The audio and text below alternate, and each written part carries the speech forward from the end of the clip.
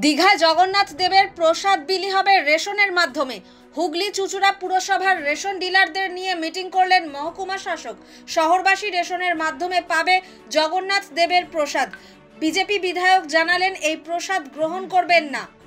সদর মহকুমা শাসক স্মিতা সান্যাল শুক্লা বলেন, প্রসাদ কিভাবে বিলি হবে সেটা নিয়ে রেশন ডিলারদের সঙ্গে একটা মিটিং হয়েছে।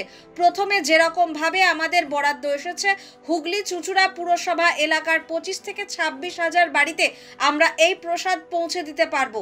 সেই টার্গেট করে আমরা এগোচ্ছি, সেইভাবে তৈরি করে যাতে মানুষের কাছে পৌঁছে যায়। একসাথে অনেক তৈরি করলে সেটা নষ্ট হয়ে যাওয়ার সম্ভাবনা থাকে। জগন্নাথের ছবি এবং ডালা যা প্যাকেজিং হবে সেটা এখনো এসে পৌঁছয়নি, তাই কবে থেকে বিলি করা শুরু হবে সেটা এখনই বলা সম্ভব নয়। রেশন ডিলারদের খাদ্য সরবরাহ দফতর থেকে নির্দেশ দেওয়া হয়েছে, সেই অনুযায়ী তারা কাজ করবে।